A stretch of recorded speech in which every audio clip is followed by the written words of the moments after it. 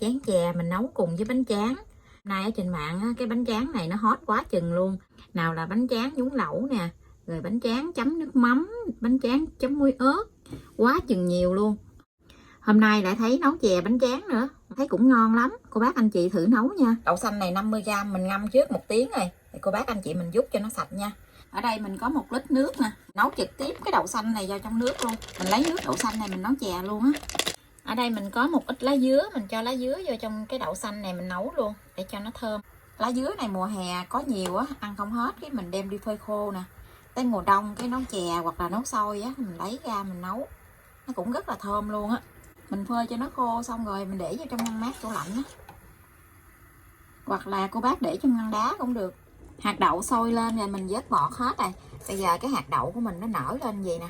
Ở đây mình có 2 củ khoai lang. 2 củ khoai lang này là khoảng 200g. Mình cắt miếng nhỏ nhỏ bằng lóng tay vậy đó.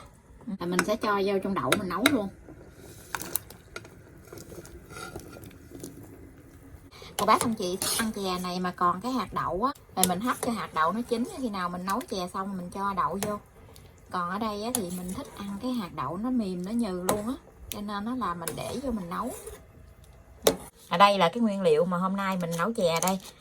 Ở đây mình có một xấp bánh tráng. Xấp bánh tráng này khoảng chừng 10 miếng. Nếu như cô bác nấu nhiều á, thì mình dùng nhiều bánh tráng nha. Ở đây á, thì mình nấu có 1 tô chè thôi thì mình sẽ dùng khoảng chừng 10 miếng bánh tráng thôi.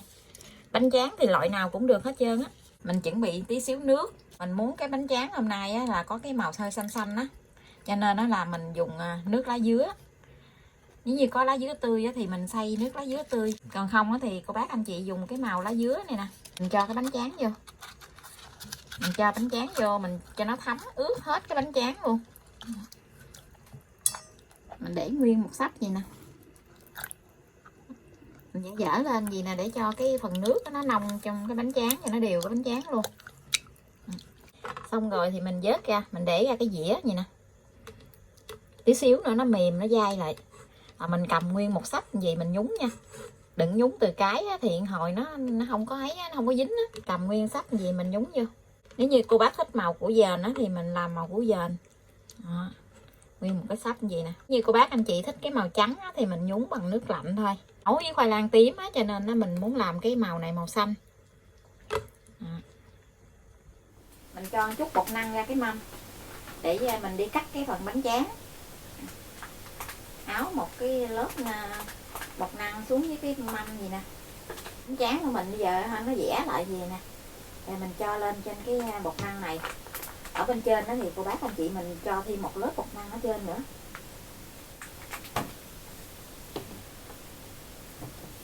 Mình thoa hết hai bên gì đi.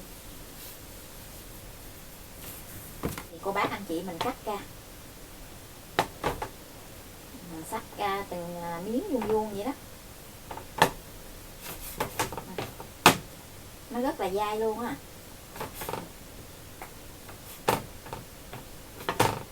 Mình cắt ra miếng vuông vuông vậy.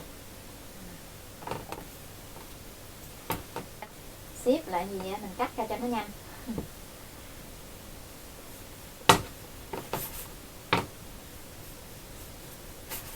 Cô bác anh chị mình để một xấp chỉ khoảng chừng 10 miếng bánh tráng thôi. Để nó dày quá mình ăn nó dai dữ lắm. Xấp khoảng chừng 10 miếng bánh tráng á, mình nhúng nước á, thì khi mà mình xắt thì nó hơi mỏng mỏng vậy nè. Đó, nó vừa miếng gì thôi, nó không có dai. Thấy người ta làm mà lần đầu tiên làm theo luôn nè. Nhưng mà không biết là nó ngon hay dở, mình chưa có, mình ăn lần đầu tiên cho nên mình chưa biết. Theo mình suy nghĩ thì cái miếng bánh tráng nó dày thì nó dai, cho nên nó là mình làm nó mỏng thôi. Rồi mình trộn lại gì để cho cái phần bột năng nó áo bên ngoài cái bánh tráng á. Cái khoai nó gần mềm rồi nè. Bây giờ thì mình sẽ cho bánh tráng vô. Cái đậu này thì mình muốn ăn cho nó nhừ á, cho nên nó là không có sao, cứ để cho nó nhừ hết luôn. Để cho cái bánh tráng vô. Cho bánh tráng vô thì cô bác anh chị mình đảo cho nó đều lại nha. Trong này nó còn dính cái phần bột năng á. Cái bột năng này tí xíu nữa cái chè của mình nó sánh lại luôn á. Bây giờ thì mình sẽ vớt cái lá dứa này ra nè. Hôm nay thì mình nấu bằng đường phèn. Cô bác anh chị cho khoảng chừng 70g đường vô. Đường á, thì cô bác anh chị mình tùy chỉnh nha. Nếu như thích ăn ngọt á, thì mình cho ngọt. Còn nếu như thích ăn vừa vừa thì mình cho ít thôi. Cái này á, là mình cho khoảng 70g. Tí xíu nữa đường nó tan ra rồi á, thì mình nếm thử. Mình thấy chưa có ngọt á, thì mình cho thêm.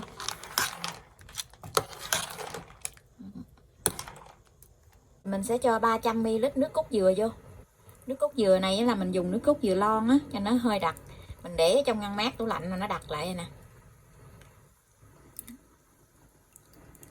Mình nấu bằng khoai lang tím á, cho nên cái chè của mình á, nó có cái màu hơi tím tím. Mình nấu thêm khoảng chừng 5 phút nữa để cho bánh tráng này nó chín nha. Để dằn cái độ ngọt lại thì cô bác anh chị cho tí xíu muối vô. Tím tím xanh xanh. Mình nấu bằng nước cốt dừa lon á, cho nên cái nước chè nhìn không có đẹp. Mình nấu khoảng chừng 5 phút á, thì cái bánh tráng này nó trong lại gì nè. Nó trong gì là nó chín rồi đó. Bây giờ thì mình sẽ tắt bếp nha. Mình múc cái chè này ra. Nó còn nóng thì nó hơi lõn lõn gì. Tí xíu nữa nguội lại á, nó còn đặc lại nữa. Chừa một miếng nước cốt dừa nè, mình cho lên. Ăn thử rồi nó ra làm sao nha. Lần đầu tiên nấu luôn. Cái chè này á, mình nghĩ ăn nóng hay ăn lạnh gì cũng ngon hết trơn á. Tráng nó trong lại gì nè. Nó giống như là cái miếng bột khoai vậy á.